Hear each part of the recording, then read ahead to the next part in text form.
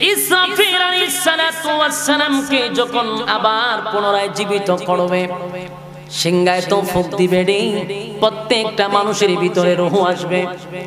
এবার জিবরাইল আলাইহিস সালাতু ওয়াস সালামকে আবার জীবিত করা হবে, কারণ জিবরাইল আলাইহিস সালাতু ওয়াস সালামের দায়িত্ব হলো হাশরের মাঠে আমার নবীকে সর্বপ্রথম দাঁড় করাবে। সুবহানাল্লাহ। জিবরাইল, হাশরের মাঠে আমার বন্ধুকে সবার আগে দাঁড় করাতে হবে। একটা কথা ইয়াদ রাখবেন, হাশরের মাঠে সবাই কিন্তু দাঁড়াবে উলঙ্গ অবস্থায়। হাশরের মাঠে মানুষগুলি দাঁড়াবে উলঙ্গ অবস্থায়, কারো পিছনে কারো শরীরে কোনো কাপড় থাকবে না, সবাই থাকবে উলঙ্গ। আল্লাহর নবী এমন ওয়াজ করার সাথে সাথে আম্মা জান আয়েশা তখন কাছে ছিল, ডাক দিয়া বলে, নবী গো, সবাই যদি উলঙ্গ অবস্থায় ওঠে, আমরা তো আপনার স্ত্রী উম্মুল মুমিনিন, উম্মতির মা হিসাবে আমরাও কি উলঙ্গ অবস্থায় দাঁড়াতে হবে? আল্লাহর নবী বলেন, হ্যাঁ। আম্মা জান আয়েশা শরমে লজ্জায় বলে, এত বিশাল একটা লজ্জার বিষয়, আমরা পয়গম্বরের স্ত্রী হইয়া উলঙ্গ অবস্থায় দাঁড়াবো? আল্লাহর নবী বলেন, তুমি যেটা ভাবতেছ হাশরের মাঠটা কিন্তু এরকম হবে না। আয়েশা গো, 50,000 বছর যে হাশরের মাঠে দাঁড়ায় থাকতে হবে, মানুষ উলঙ্গ অবস্থায় হাশরের মাঠে দাঁড়াবে, কিন্তু 50,000 বছরের ভিতরে একবারও তার নিজের শরীরের দিকে তাকাবে না। এটা এত একটা ভয়ানক, হাশরের মাঠ এত ভয়ানক গো, নিজের শরীরের দিকে 50,000 বছরের ভিতরে একবার তাকাবে না, অন্য মানুষের দিকে তাকাবে কখন? সেদিন কেউ কারো দিকে তাকাইবার সময় নাই, উপরের দিকে তাকায়া থাকবে, ভয়ে আতঙ্কে মানুষের কলিজা বাহির হয়ে যাবে, সেদিন কারো দিকে তাকাবার সময় নাই। যুবক ভাইরা আমার, তখন মানুষ তো কাদা মাটির নিচ থেকে বডি যখন গঠন হবে, জিবরাইল আলাইহিস সালাতু ওয়াস সালামকে অর্ডার দিবে, সেদিন সর্বপ্রথম আল্লাহর হাবিবকে হাশরের মাঠে দাঁড় করানোর জন্য কিন্তু ঘটনা তো একটা ঘটে যাবে। জিবরাইল পাগল পাগল হইয়া নবীর রওজা তালাশ করবে, যেই নবীর কাছে জিবরাইল 24,000 বার আসছে, সেই জিবরাইল চতুর্দিকে নবীর রওজা তালাশ করবে, পাগলের মতো হয়ে যাবে, কিন্তু নবীর রওজা তালাশ করে পাবে না, পাগল পাগল হয়ে যাবে, নবীর রওজা পায় না। ঘটনা কি রে? নবীর রওজা কোথায় গেল? এবার দৌড়ে ইসরাফিল আলাইহিস সালাতু ওয়াস সালামের কাছে গিয়া বলবে, ইসরাফিল রে, তুই না সিংহায় ফুঁক দিয়া বাঁশি বাজায়া দিলি, তামাম পৃথিবীটারে তছনছ করে দিলি, এখন তো আমি নবীর রওজা তালাশ করে পাই না, আমি এখন নবীর উঠানোর দায়িত্ব আমার। হাশরের মাঠে সর্বপ্রথম হাবিবে কিবরিয়াকে আমার দাঁড় করাতে হবে, আমি এখন কেমনে দাঁড় করাই? নবীর রওজাই তো আমি তালাশ করে পাই না। ইসরাফিল কয়, আমি তো সিংহায় ফুঁক দেওয়ার পরে আমার আল্লাহ ধ্বংস কইরা দিছে, আমিও জানি না এখন কোথায় আছি। এবার জিবরাইল ইসরাফিল দুজনের পরামর্শে তারা বলল, চতুর্দিকে তালাশ করে কোনো লাভ নাই, কিয়ামতের সবচেয়ে বড় কথা হলো যেটা, যে সিংহায় একটা ফুঁক দিবে। এরকম কোন riwayat আছে 2 বার, কোন riwayat আছে 3 বার।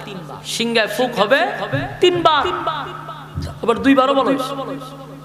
তো প্রথম যখন সিংহায় ফুঁক দিবে, তখন একটা বিকট আওয়াজ শুরু হবে।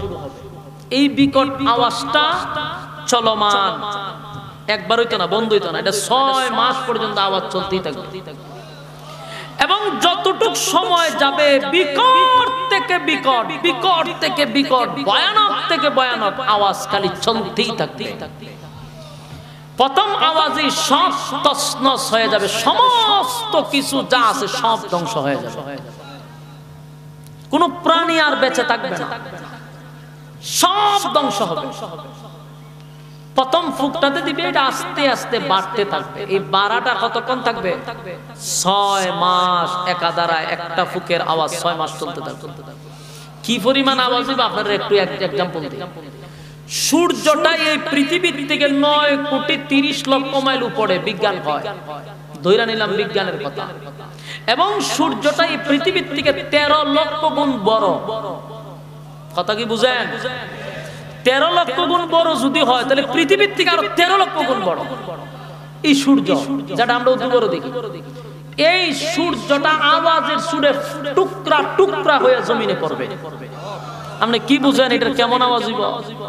সাধারণ কথা, বিকট থেকে বিকট সূর্য ভেঙে টুকরা টুকরা হয়ে পড়বে, চন্দ্র ভেঙে যাবে, তারকা ছুটে ছুটে পড়বে।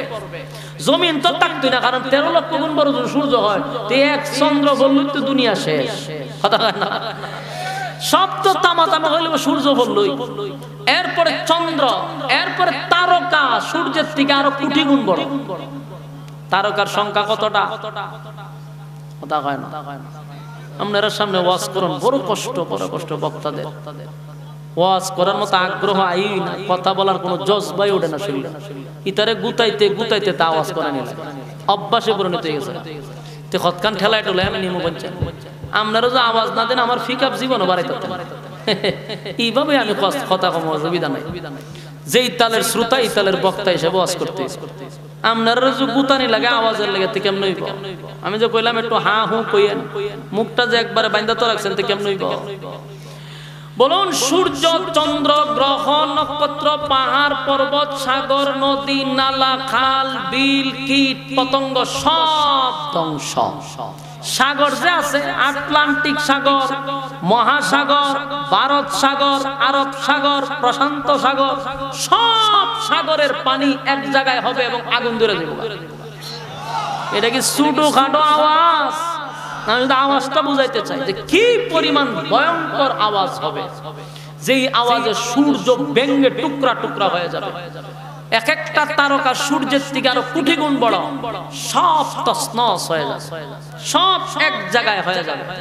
ভয়াবহ একটা পরিস্থিতি শুরু হবে, কোনো কিছুই থাকবে না, সমস্ত প্রাণীকুল যা আছে জগতের সব ধ্বংস। শেষে এই যে সিংহাটা, এটা এত বড়, এত বড়, বলা হয়েছে যতটা মানুষ ছিল পৃথিবীতে অতটা ছিদ্র আছে এটার ভিতরে। সুবহানাল্লাহ, সুবহানাল্লাহ। দুনিয়া শুরু থেকে শেষ পর্যন্ত মানুষ কত হাজার কোটি আছেন, কেউ কোনো হিসাব আছে? তাহলে এতগুলা ছিদ্র থাকবে এটার ভিতরে। অন সিংহাটা কত বড়! সুবহানাল্লাহ, সুবহানাল্লাহ। এই সিংহা যে কত বড় এটা বলার মতো না, বিশাল বড় সিংহা। এই সিংহা মুখ লাগায় রাখছে ইসরাফিল আলাইহিস সালাতু ওয়াস সালাম। উনি ডাইনে ভাবে নড়ে না, খালি আল্লাহ হুকুম দিবার ফুক মেরে দিবে। প্রথম ফুকেই সব ধ্বংস। এরপরে যে মাঝখানে একটা গ্যাপ, এই গ্যাপ আর ওই গ্যাপে 40 বছর হইতে পারে, 40 মাস হইতে পারে, 40 দিন একটা গ্যাপ থাকবে। এরপরে শুরু হইব তুমুল বৃষ্টি। আরেকটা সিংহায় যখন ফুক দিবে তখন যা কিছু আছে তাও শেষ। শুরু হইব এখন অভিযান। আল্লাহ কইবে, আজরাইল সাইজ করা সব শুরু কর। সমস্ত ফেরেশতা কুল ধ্বংস, শেষ, সব ফেরেশতা শেষ। বাকি থাকবে আরশ বহনকারী ফেরেশতা আর জিবরাইল, মিকাইল, ইসরাফিল, আজরাইল। আল্লাহ জিগাইবে আর কাটা বাকি আছে? আল্লাহ আরশ বহনকারী ফেরেশতা আছে আর আমরা 60 জন আছে আর আপনি আছেন। আল্লাহ কয় আরশ বহনকারী ফেরেশতা সাইজ কর। সমস্ত আরশ বহনকারী ফেরেশতাও শেষ। এখন বাকি রয়েছে মাত্র 60 জন। আল্লাহ কইবে আর কতজন? বলো হুজুর। আজরাইল জিগাইবে, আল্লাহ কইবে, আল্লাহ আমি আছি, জিবরাইল আছে, মিকাইল আছে, ইসরাফিল আছে। আল্লাহ কয় তুমি বাদে বাকি 3 জন শেষ করো। শেষ, 3 জন শেষ। বাকি আছে কেডা? আজরাইল আর আছে আল্লাহ। আজরাইল জিগা আর কে বাকি আছে? আল্লাহ আপনি তো চিরঞ্জীব, আমরা তোর মোহন না, আর আমি আজরাইল, মানুষের রুহ নেই, সমস্ত পাখি কুল সমস্ত কিছু রুহ আমি নেই, আমি তো আর মরতাম না, আপনি আর আমি আছি। আল্লাহ কয় আমি না বলছি কিচ্ছু থাকতো না, কোনো কিছুই যেহেতু থাকতো না তুই থাকতে গেলে। আজরাইল পড়ছিনি মহা মুসিবত। কিতাবে লেখছে আজরাইল যখন আল্লাহ কইব তুইও থাকতে পারবি না, আজরাইল হতে আমার রুহ নিব কাটা। আজরাইল রে কয়, আজরাইল আমার রুহ নিব কাটা। আল্লাহ কয় আমার হুকুমই তোর রুহ কবজ করলি। যেই মাত্র আল্লাহ হুকুম দিবে, কিতাবে বলা হয়েছে যদি তখন কোনো প্রাণী মারা না যেত, সমস্ত মানুষ জিন পশু পাখি থাকতো, আজরাইলের চিৎকারে সব মানুষ মারা যেত। আজরাইল এমন চিৎকার দিছে। আল্লাহ রাব্বুল আলামিন বলেন, আমি না বললাম কোনো কিছুই থাকবে না, কুল্লু মান আলাইহা ফান, সব ধ্বংস করে দিবে, সব ধ্বংস। এরপরে বাকি থাকবে কে? ওয়ায়াবকা ওয়াজহু রাব্বিকা যুল জালালি ওয়াল ইকরাম।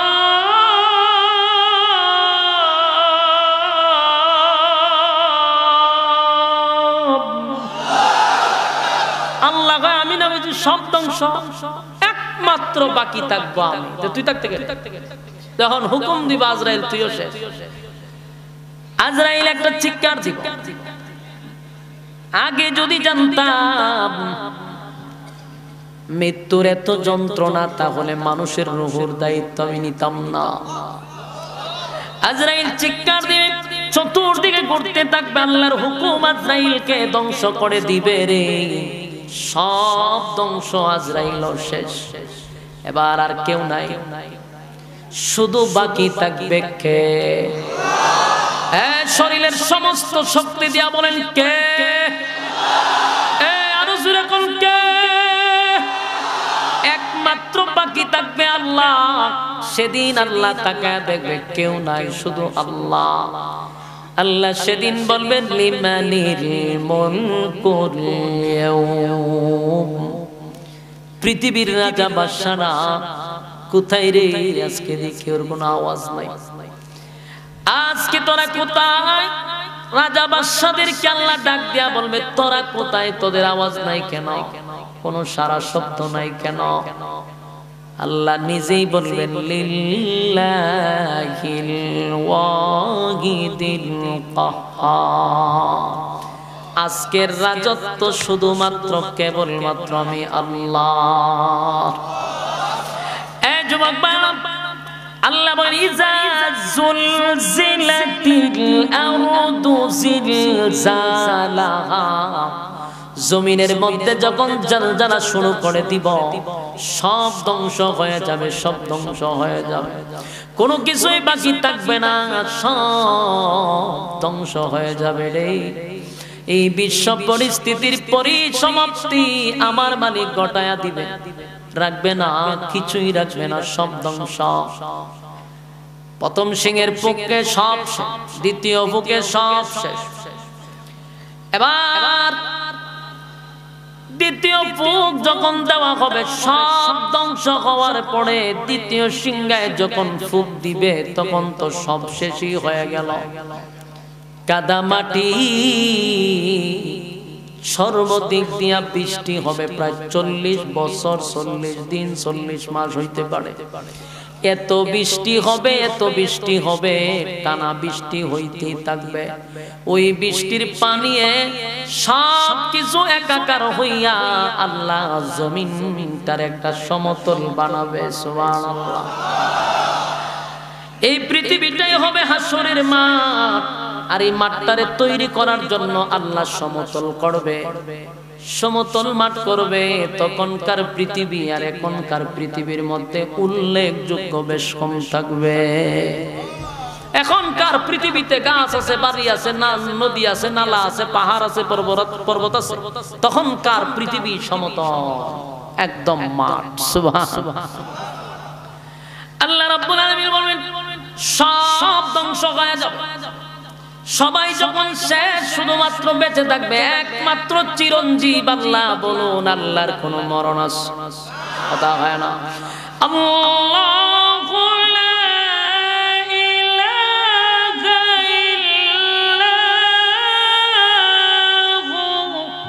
আল হাইয়ুল কাইয়্যুম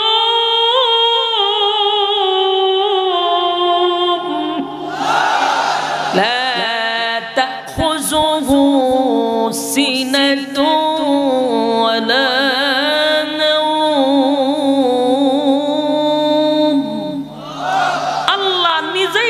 কথা বলে যে আমি চিরঞ্জীব, আমার কোনো মরণ নাই, আমার কোনো ঘুমও নাই, আমার তন্দ্রাও নাই।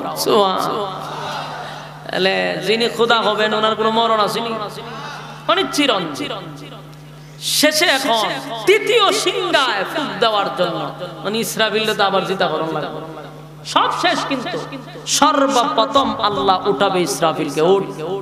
বহুত ঘুমাইছো তুই টাকা, ইসরাফিল আবার উঠে দাঁড়াবে, আল্লাহ হবে সিংহায় ফুঁক দেয়।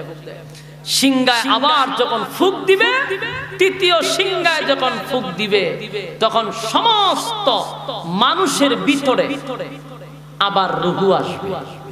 সুবহানাল্লাহ। ওই যে কাদা মাটির থেকে মানুষের বডি গঠন হবে, আর এটার ভিতরে রূহ আসবে। কিন্তু খবরের মাটির নিচে সব রূহ আইসা বসে থাকবে, রূহ আসবে তৃতীয় সিংহায় ফুঁক দেওয়ার পর। কিন্তু হাসরের মাঠে সর্বপ্রথম যিনি দাঁড়াবে তিনি হলেন হাবিবে কিবরিয়া নবী মুহাম্মদুর রাসূলুল্লাহ সাল্লাল্লাহু আলাইহি ওয়াসাল্লাম। সর্বপ্রথম এবার আল্লাহ রাব্বুল আলামিন ইসরাফিল আলাইহিস সালাতু ওয়াস সালামকে যখন আবার পুনরায় জীবিত করবে, সিংহায় তো ফুঁক দিবে রে, প্রত্যেকটা মানুষের ভিতরে রূহ আসবে। এবার জিবরাইল আলাইহিস সালাতু ওয়াস সালামকে আবার জীবিত করা হবে, কারণ জিবরাইল আলাইহিস সালাতু ওয়াস সালামের দায়িত্ব হলো হাসরের মাঠে আমার নবীকে সর্বপ্রথম দাঁড় করাবে। সুবহানাল্লাহ। দাঁড় করাবে আমার নবীর দায়িত্ব হলো জিবরাইল। জিবরাইলকে আবার দাঁড় করাবে। জিবরাইল, হাসরের মাঠে আমার বন্ধুকে সবার আগে দাঁড় করাতে হবে। একটা কথা ইয়াদ রাখবেন, হাসরের মাঠে সবাই কিন্তু দাঁড়াবে উলঙ্গ অবস্থায়। কি অবস্থা? আপনারা কিন্তু আওয়াজ দিতে হবে, সাথে সাথে কাউন্টার দিবেন। বলুন কি অবস্থা? হাসরের মাঠে মানুষগুলি দাঁড়াবে উলঙ্গ অবস্থায়, কারো পিছনে কারো শরীরে কোনো কাপড় থাকবে না, সবাই থাকবে উলঙ্গ। আল্লাহর নবী এমন ওয়াজ করার সাথে সাথে আম্মা জান আয়েশা যখন কাছে ছিল, ডাক দেয়া বলে, নবী গো, সবাই যদি উলঙ্গ অবস্থায় ওঠে, আমরা তো আপনার স্ত্রী উম্মুল মুমিনিন, উম্মতির মা হিসাবে আমরাও কি উলঙ্গ অবস্থায় দাঁড়াতে হবে? আল্লাহর নবী বলেন, হ্যাঁ। আম্মা জান আয়েশা শরমে লজ্জায় বলে, এত বিশাল একটা লজ্জার বিষয়, আমরা পয়গম্বরের স্ত্রী হইয়া উলঙ্গ অবস্থায় দাঁড়াবো? আল্লাহর নবী বলেন, আয়েশা শুন, তুমি যেটা ভাবতেছ হাসরের মাঠটা কিন্তু এরকম হবে না। আয়েশা গো, 50,000 বছর যে হাসরের মাঠে দাঁড়ায় থাকতে হবে, মানুষ উলঙ্গ অবস্থায় হাসরের মাঠে দাঁড়াবে, কিন্তু 50,000 বছরের ভিতরে একবারও তার নিজের শরীরের দিকে তাকাবে না। এটা এত একটা ভয়ানক, হাসরের মাঠ এত ভয়ানক গো, নিজের শরীরের দিকে 50,000 বছরের ভিতরে একবার তাকাবে না, অন্য মানুষের দিকে তাকাবে কখন? সেদিন কেউ কারো দিকে তাকাইবার সময় নাই, উপরের দিকে তাকায়া থাকবে, ভয়ে আতঙ্কে মানুষের কলিজা বাহির হয়ে যাবে, সেদিন কারো দিকে তাকাবার সময় নাই। যুবক ভাইরা আমার, তখন মানুষ তো কাদা মাটির নিচ থেকে বডি যখন গঠন হবে, জিবরাইল আলাইহিস সালাতু ওয়াস সালামকে অর্ডার দিবে, সেদিন সর্বপ্রথম আল্লাহর হাবিবকে হাসরের মাটি দাঁড় করানোর জন্য কিন্তু ঘটনা তো একটা ঘটে যাবে। জিবরাইল পাগল পাগল হইয়া নবীর রওজা তালাশ করবে, যেই নবীর কাছে জিবরাইল 24,000 বার আসছে, সেই জিবরাইল চতুর্দিকে নবীর রওজা তালাশ করবে, পাগলের মতো হয়ে যাবে, কিন্তু নবীর রওজা তালাশ করে পাবে না, পাগল পাগল হয়ে যাবে, নবীর রওজা পায় না। ঘটনা কি রে? নবীর রওজা কোথায় গেল? এবার দৌড়াইয়া ইসরাফিল আলাইহিস সালাতু ওয়াস সালামের কাছে গিয়া বলবে, ইসরাফিল রে, তুই না সিংহায় ফুঁক দেয়া বাঁশি বাজায়া দিলি, তামাম পৃথিবীটারে তছনছ করে দিলি। এখন তো আমি নবীর রওজা তালাশ করে পাই না, আমি এখন নবীর উঠানোর দায়িত্ব আমার। হাসরের মাঠে সর্বপ্রথম হাবিবে কিবরিয়াকে আমার দাঁড় করাতে হবে। আমি এখন কেমনে দাঁড় করাই? নবীর রওজাই তো আমি তালাশ করে পাই না। ইসরাফিল কয় আমি তো সিংহায় ফুঁক দেওয়ার পরে আমার আল্লাহ ধ্বংস কইরা দিছে, আমিও জানি না এখন কোথায় আছি। এবার জিবরাইল ইসরাফিল দুজনের পরামর্শে তারা বলল চতুর্দিকে তালাশ করে কোনো লাভ নাই, যেহেতু মাটির নিচেই পয়গম্বরের রওজা, তাই মাটিরে জিজ্ঞাসা কর মাটির পেটের ভিতরে নবীরে কোথায় রাখছে। সুবহানাল্লাহ। এবার ইসরাফিল জিবরাইল দৌড়াইয়া মাটির কাছে গিয়ে বলে মাটি রে, তোর পেটের ভিতরে কোথায় পয়গম্বরে রাখছো তাড়াতাড়ি বল। আমি তো গোটা চতুর্দিকে ঘুরতেছি, নবীর রওজা আমি তালাশ করে পাই না। মাটি কয় এ জিবরাইল, তুমি আমারে জিজ্ঞাসা করতেছো আমার পেটের ভিতরে নবীরে কোথায় রাখছে? আমার মধ্যে যে ইসরাফিলের সিংহায় ফুঁক দিছিল, আমার মধ্যে যে একটা কম্পন সৃষ্টি হয়েছিল, আমার শরীরের অংশ বিভিন্ন জায়গায় ছড়ায়া ছিটায়া পড়ছে, আমি মাটির কোনো অস্তিত্ব নাই, সবগুলারে একাকার কইরা ফলাইছে। পৃথিবী তো ধ্বংস হয়ে গেছিল, সব তছনছ হয়ে গেছে। আমার পেটের ভিতরে হাবিবে কিবরিয়াকে কোথায় রাখছি আমি মাটিরও কোনো খবর নেই। সুবহানাল্লাহ। আমার যুবক বাবা দিলের কান লাগায় শুনে, জিবরাইল চতুর্দিকে তালাশ করে হায় রে, আমার দায়িত্ব হলো সর্বপ্রথম হাবিবে কিবরিয়া হাসরের মাঠে দাঁড়াবে, কিন্তু মাটিও জানে না নবীরে কোথায় রাখছে, ইসরাফিলও জানে না কোথায় এখন নবীর আমি তালাশ করে পাই। এমনি আওয়াজ আসতেছে জিবরাইল নেই, নবীরে এমনি পাওয়া যাবে না, মাটিরও খবর নাই, ইসরাফিলেরও খবর নেই, কারণ যেই সিংহায় ফুঁক দেওয়ার পরে পৃথিবী বিশ্ব পরিস্থিতির পরিসমাপ্তি আমি ঘটায়া দিছি, জমিনের কোনো অস্তিত্ব রাখি নাই। তাই আমার বন্ধুরে যদি তালাশ করে পেতে চাস, তাহলে গোটা পৃথিবীর মাঠটা ঘুরতি দে, দেখবি একটা নূর চমকাইতেছে, গোটা মাঠের মধ্যে একটা জায়গায় নূরে চমকাইতে থাকবে, আলোকিত হয়ে থাকবে, ওই জায়গাটায় আমার বন্ধু শায়িত। জোরে কোন সুবহান। জিবরাইল আলাইহিস সালাতু ওয়াস সালাম চতুর্দিকে ঘুরে ঘুরতে ঘুরতে ঘুরতে ঘুরতে একটা জায়গায় গিয়া দেখে জায়গাটা আলোকিত হয়ে আছে। এই জায়গাটা সারা সব জায়গায় একরকম, এই জায়গাটা আলোকিত। জিবরাইল সেখানে গিয়া দেখে হাবিবে কিবরিয়ার রওজা সেখানে দেখা যায়। সাথে সাথে আমার হাবিবে কিবরিয়াকে সর্বপ্রথম হাসরের মাঠে দাঁড় করাবে, তবে শর্ত হলো পৃথিবীর সব মানুষ উলঙ্গ অবস্থায় দাঁড়াবে, শুধুমাত্র কেবলমাত্র আমার নবীরে আমার আল্লাহ জান্নাতি পোশাক পরায়া উঠাবে। আমার নবীর সম্মান, এটা আমার নবীর সম্মান আর মর্যাদা। সব নবীরা সব পয়গম্বররা একরকম, আমার নবী ভিন্ন। সমস্ত উম্মতেরা দাঁড়াবে উলঙ্গ অবস্থায়, কিন্তু নবীরে দাঁড় করাবে আল্লাহ জান্নাতের পোশাক পরে গিয়া। সেদিন হাসরের মাঠে সর্বপ্রথম নবীরে সবার আগে দাঁড় করাবে। এরপরে আস্তে আস্তে আল্লাহ রাব্বুল আলামিন হুকুম দিবে, সবাই কাদা মাটির নিচ থেকে উলঙ্গ অবস্থায় কলিজা পাটা পিপাসা লইয়া হাসরের মাঠে মানুষগুলো দাঁড়াবে। এই মানুষগুলোর একদম পিপাসা, কলিজা পাটা পিপাসা থাকবে গো। পৃথিবীর সব পানি যদি তার মুখে ঢেলে দেওয়া হয়, তারপর তার তৃষ্ণা নিবারণ হবে না। এত পিপাসা লইয়া উলঙ্গ অবস্থায় মানুষগুলা দাঁড়াবে।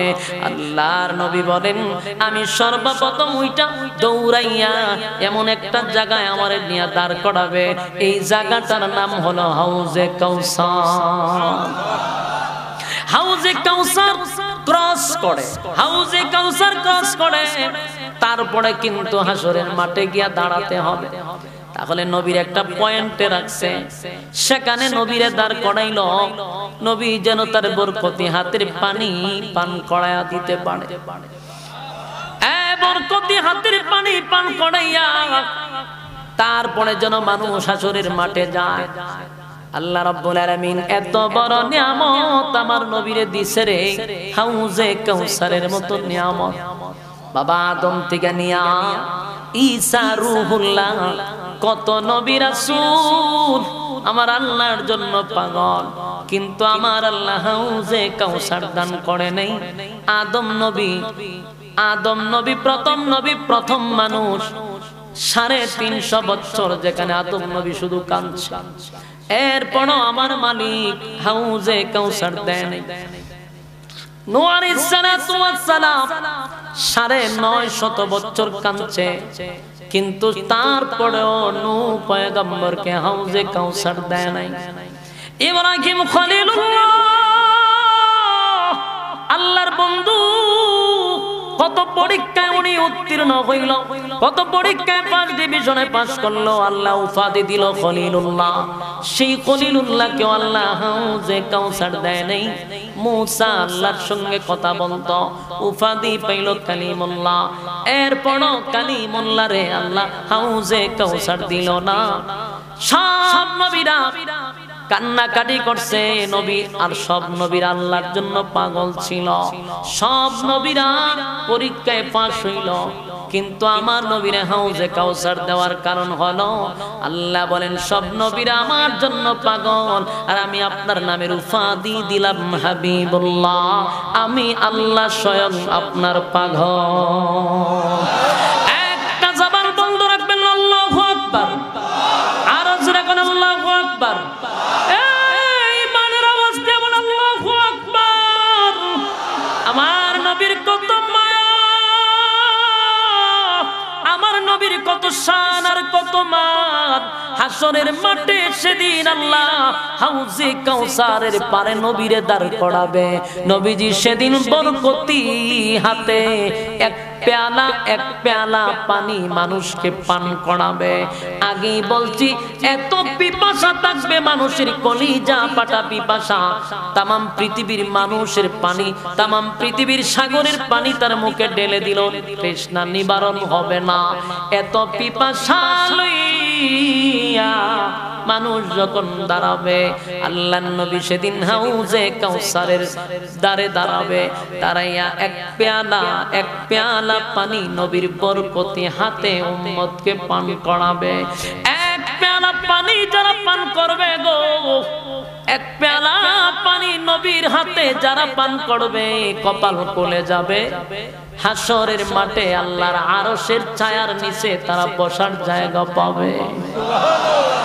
আর 50,000 বছরের ভিতরে পানির পিপাসা লাগবে না, পানির কোনো চাহিদা থাকবে না, পানির পিপাসা ওটাও লাগবে না। আল্লাহর আরশের ছায়ার নিচে বসার জায়গা পেয়ে যাবে। কিন্তু আফসোসের ব্যাপার হলো সবাই তো আর নবীর বরকতি পানি পান করতে পারবে না। বলুন সবাই কি পানি পান করব? না, সবাই তো আর নবীর বরকতি হাতের পানি পাবে না রে। আমার নবী যখন দাঁড়ায় থাকবে, ডান পাশে আবু বকর, বাম পাশে হযরত ওমরকে লইয়া পানি পাঠবে।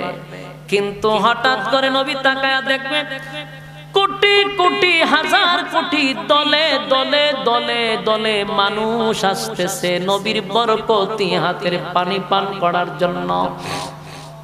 আর নবীর উম্মত তো বেশি, চতুর্দিক দিয়ে মানুষ দলে দলে যাকে যাকে মানুষ আসতেছে। সবাই আমার নবীরে দেখবে রে, নবীরে ভালো করে চিনবে। ওই দেখ আমার নবী হাউজে কাউসারের পাড়ে দাঁড়াইয়া পানির জন্য বসে আছে। এক পেয়ালা পানি যদি পান করতে পারি আর কোনোদিন পিপাসা লাগবে না। তাই তো মানুষ দলে দলে পাগল পাগল হইয়া হাউজে কাউসারের পাড়ের সামনে আসবে। কিন্তু আশ্চর্যের ব্যাপার হলো মানুষ পাগল হইয়া নবীর কাছে পানি পান করার জন্য আসবে, নবীও পাগল হইয়া উম্মতকে পানি পান করাইতে যাবে, কিন্তু দুঃখের বিষয় হলো অনেক মানুষের সামনে মাঝখানে পর্দা পড়ে যাবে, নবীও তাদেরকে দেখবে না, তারাও নবীরে দেখবে না। মানুষ পাগল হইয়া আসছিল পানি পান করার জন্য, কিন্তু এখন নবীরও দেখে না, নবীও তাদেরকে দেখে না। আল্লাহর নবী চিৎকার দিয়ে বলবেন, মালিক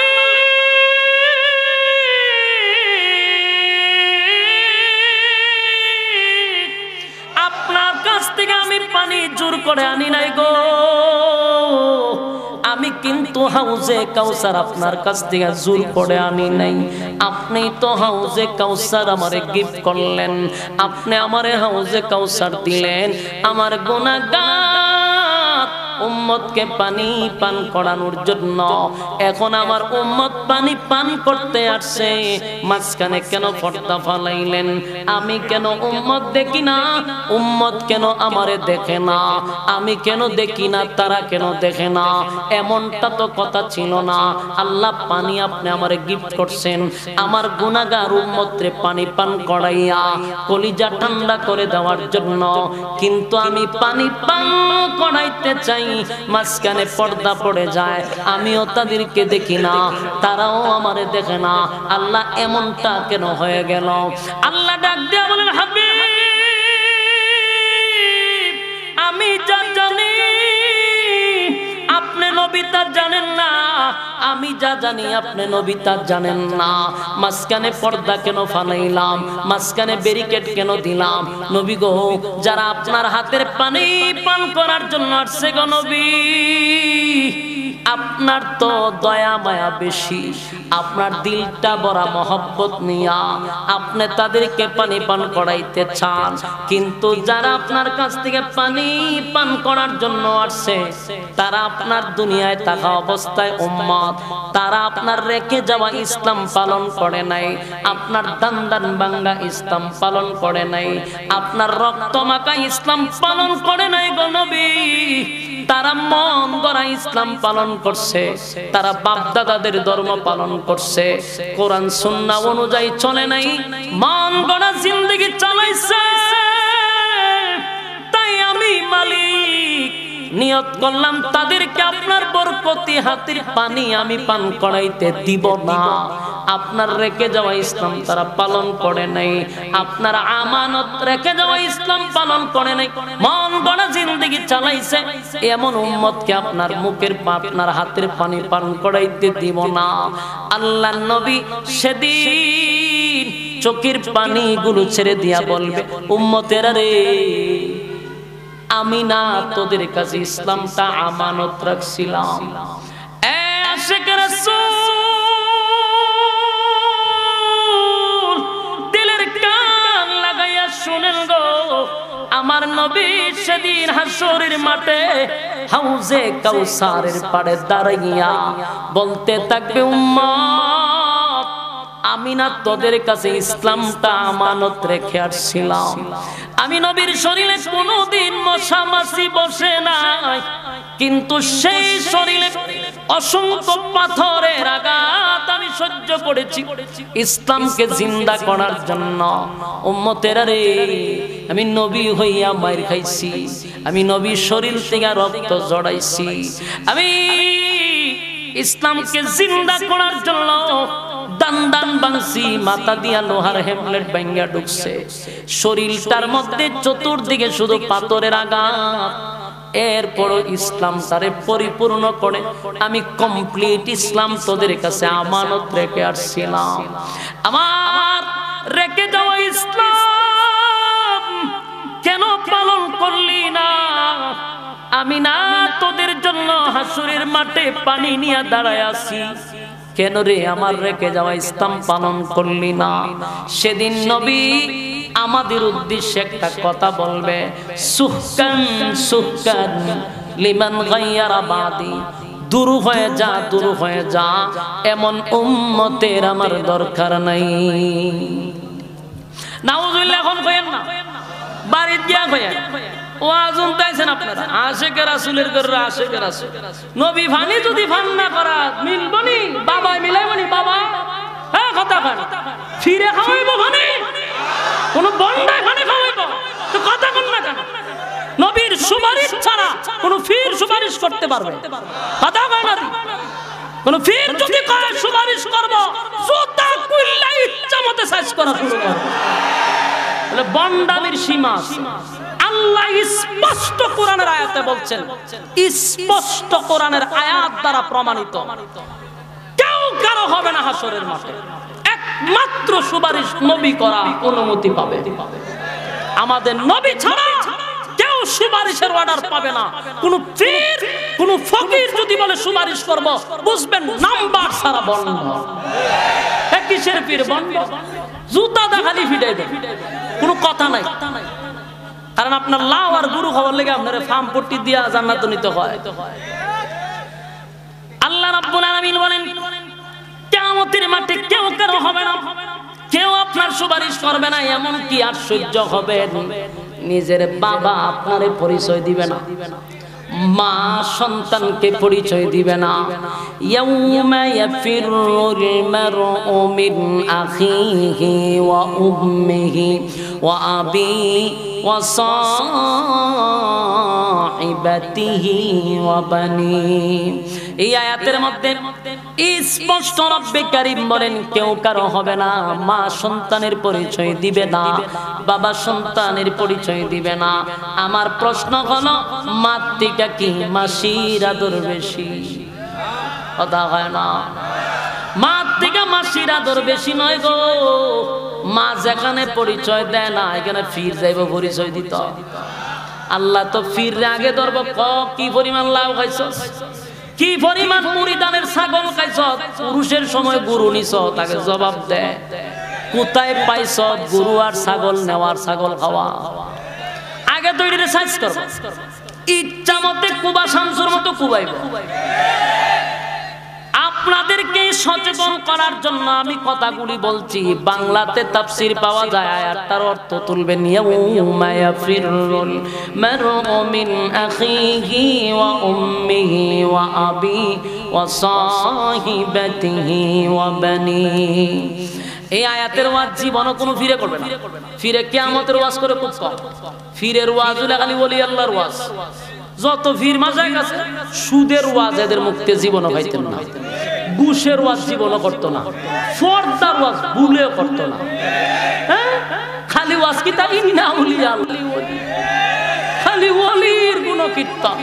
কারণ এতে আপনার ভালো লাগুক বা না লাগুক, কিন্তু আল্লাহর জন্য কথাগুলি সমাজে বলা দরকার। কথা হয় না, কারণ ইয়াদ রাখতে হবে, হাসরের মাঠে আমার নবীর একমাত্র সুপারিশের দায়িত্ব দেওয়া হবে।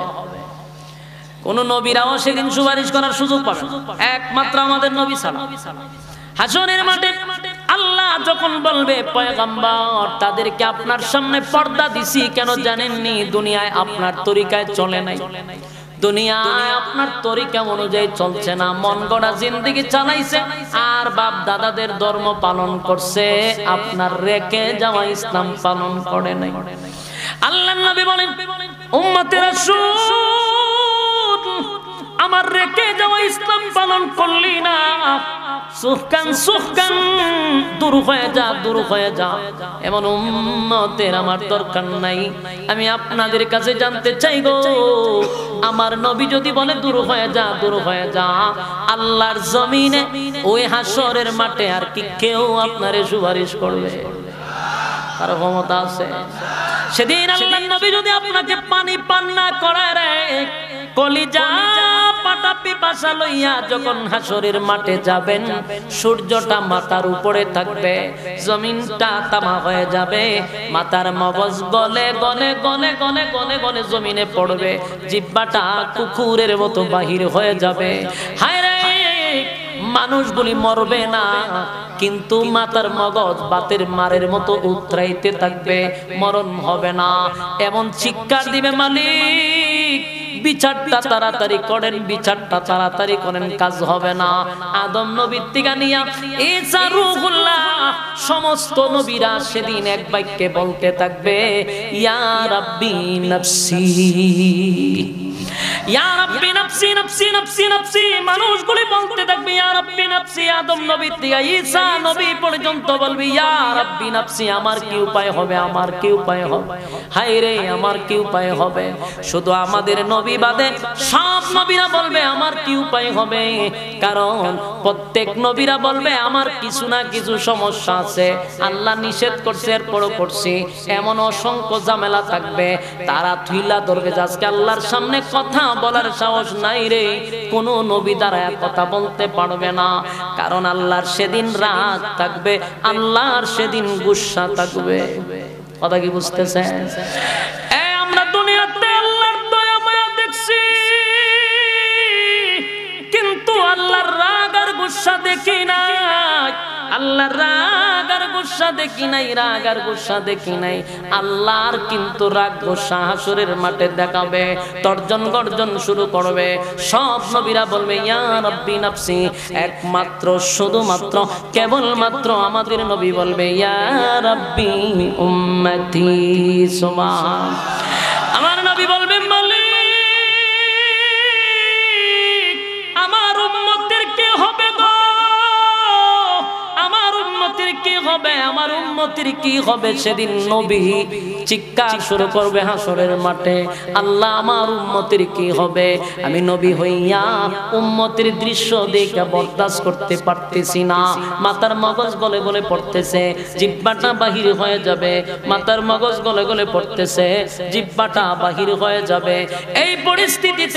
এই পরিস্থিতিতে আল্লাহ তখন তর্জন গর্জন দিতে থাকবে, কিন্তু আমার নবী আল্লাহকে বলবে মালিক আমি নবী হইয়া বরদাস্ত করতে পারতেছি না, আপনি রহমান হইয়া কেমনে বরদাস্ত করেন। মালিকের সেদিন গুসা থাকবে গো। মালিক সেজদা, নবীজি সেজদায় পড়িয়া যাবে, পয়রা চিৎকার শুরু করবে আল্লাহ আজকে আমার উম্মতের কি উপায় হবে, আমার উম্মতের কি উপায় হবে। নবীর চিৎকারের কারণে আল্লাহ বলবে বন্ধু মাথা মুবারক তুলেন গো, আর আপনার কান্নার জায়গা না, দুনিয়ায় বহু কাঁদছেন, এটা কান্নার জায়গা না, আপনি মাথা মুবারক তোলেন। আজকে আমি আল্লাহ আপনাকে খুশি করতেই থাকবো যতক্ষণ না পর্যন্ত আপনি খুশি হবেন। জুরে কোন সুবহান। এই যুবক ভাইরা, আল্লাহর নবী সিজদায় পড়ে থাকবে, আল্লাহ বলে বন্ধু মাথা তুলেন। আল্লাহর নবী হয় মালিক আমি তো তখনই খুশি হব আমার উম্মত যে সময় জান্নাতে যাবে, আমার উম্মতকে জাহান্নামে রেখে আমি নবী খুশি হব না। আল্লাহ কয় আপনারে অর্ডার দিলাম আপনার উম্মতের মধ্যে যারে খুশি তারে লইয়া আপনি জান্নাতে যান। জুরে কোন সুবহান। নবীর উম্মত বলতে কারা? যারা নবীর তরিকায় চলছে, নবীর উম্মত তাদেরকে নবী দেখা দেখা শাফায়াত করবে। নবী একমাত্র শাফায়াতের মালিক হবেন, আল্লাহ অনুমতি দিবে, বন্ধু সুপারিশ করবে। সেদিন নবীর সুপারিশে আমাদের উম্মতকে আল্লাহ জান্নাতে নিবে। জুড়ে কোন সুবহান। আল্লাহ বলবে বন্ধু জাহান্নাম অন্যদিকে তর্জন গর্জন করতে থাকবে রে। হাসরের মাঠ বড় ভয়াবহ শুরু হবে, এমন একটা পরিস্থিতি হবে মানুষগুলাও দিশেহারা হয়ে যাবে, কারো কাছে গিয়া কোনো সাহায্য পাবে না। কারণ মা তার সন্তানের কাছে যাবে, সাহায্য পাবে না, বাবা সন্তানের কাছে যাবে, সাহায্য পাবে না, স্বামী তার স্ত্রীর কাছে যাবে, সাহায্য পাবে না। একমাত্র সেদিন আমার নবী যদি সুপারিশ না করে উম্মতরে উপায় থাকবে না। কিছু সংখ্যক মানুষকে আল্লাহ ধরে ধরে জাহান্নামের কিনারায় নিয়ে যাবে, আর জাহান্নামটাও উৎপেতে বসা থাকবে। ইন্না জাহান্নামা কানাত মিরসাদা লিত্তাগিনা মাআবা লাবিসিনা ফিহা আহকাবা লা ইয়াযুকুনা ফিহা বারদান ওয়ালা শারাবা ইল্লা হামিমান ওয়া গাসসাকা জাযাআন ওয়াফাকা। ইন্না জাহান্নামা কানাত মিরসাদা, জাহান্নাম উত পেতে বসা জাহান্নামীদেরকে ধরার জন্য। যারা সীমা লঙ্ঘন করছে, সীমা লঙ্ঘন করছে, সীমা লঙ্ঘন করছে, লিত্তাগিনা মাআবা লাবিসিনা ফিহা আহকাবা, যারা যুগের পর যুগ, যারা যুগের পর যুগ দুনিয়ার জমিনে যারা কৃতকর্ম করছে, যুগের পর যুগ জাহান্নামে থাকতে হবে। লিত্তাগিনা মাআবা লাবিসিনা ফিহা আহকাবা লা ইয়াযুকুনা ফিহা বারদান ওয়ালা শারাবা। এক কোনা ঠান্ডা পানির কোনো ব্যবস্থা নাই, এক ফোঁটা পানি দেওয়া হবে না। জাহান্নামীরা চিৎকার দিয়ে বলবে, মালিক পানি দেন, পানি দেন, পানি দেন। একদিন দুই দিন নয়, 1000 বছর বলবে আল্লাহ পানি দেন, পানি দেন, পানি দেন। 1000 বছর পরেও বান্দার সঙ্গে কোনো কথা কয় না রে। জাহান্নামীদেরকে আল্লাহ জিজ্ঞাসা করবে, নাফরমানটা আমার কাছে কি চায়? ইল্লা হামিমা ওয়া গাসসাকা। আল্লাহ বলেন বান্দারে, ফেরেশতারা বলে আল্লাহ পানি চায়, পানি চায়। আল্লাহ বলে নাফরমানকে দুনিয়ায় কত ঠান্ডা পানি আমি আল্লাহ খাওয়াইলাম। টিউবওয়েলের পানি ঠান্ডা ছিল, কত রকমের পানি আমি পান করাইলাম। আমার দেওয়া নিয়ামত পাইয়া একটা বারের জন্য বান্দা শুকরিয়া আদায় করলো না, আমার খাইয়া আমার নাফরমানি করছে। আমি তার এত নিয়ামত দিলাম, বান্দা কোনদিন শুকরিয়া আদায় করলো না। শীতের সময় টিউবওয়েলের পানি গরম করে দিলাম, আর গরমের সময় টিউবওয়েলের পানি ঠান্ডা করে দিলাম, মিষ্টি পানির ব্যবস্থা করে দিলাম।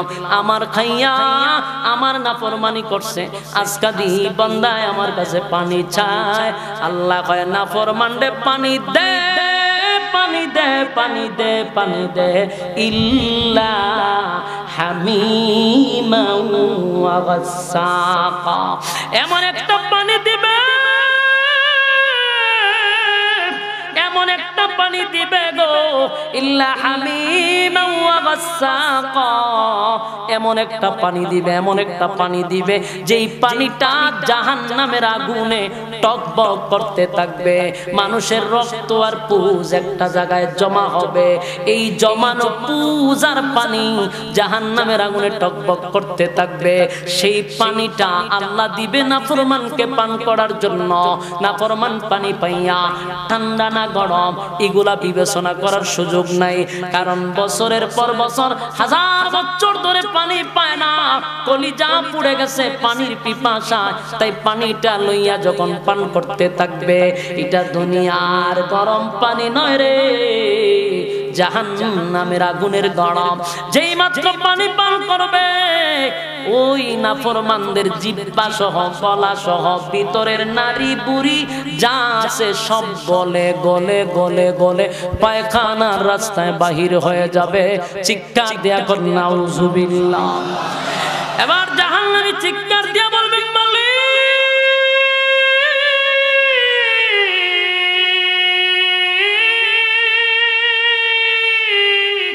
কেমন পানি দিছ গো, কেমন পানি দিলা, কেমন পানি দিলা, কেমন পানি দিলা। পানি পান করার আগেই তো ভালো ছিল, পানি পান করার পরে এখন আর অস্তিত্ব নেই, নারী বুড়ি সব বাহির হয়ে যাবে। চিৎকার শুরু করবে, চিৎকার শুরু করবে। আল্লাহ তখন বলবে জাযাআও ওয়াফাকা।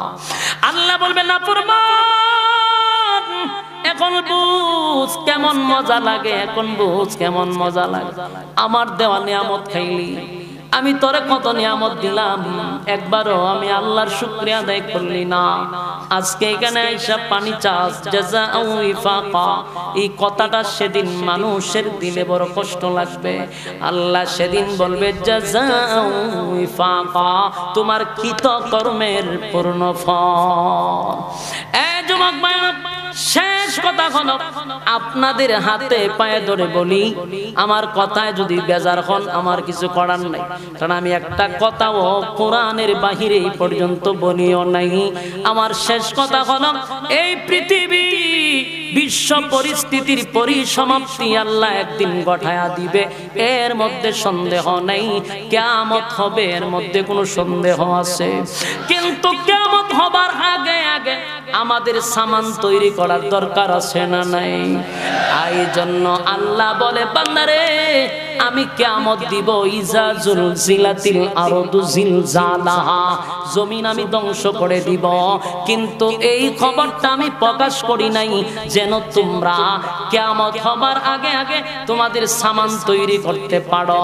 কারণ আমি যদি আগেই বলে দেই তাহলে তো মানুষ আগেই সচেতন হয়ে যাবে, যেন আগের থেকে আমরা প্রস্তুতি নিতে পারি, পরকালের সামান তৈরি করতে পারি। এই জন্য কিয়ামত এবং মৃত্যু সব কার হাতে? কার হাতে? আমরা কারা কারা প্রস্তুতি নেব? হাত দিলা দেখা দে। লিল্লাহে তাকবীর, লিল্লাহে তাকবীর। আমরা প্রস্তুত তো ইনশাআল্লাহ।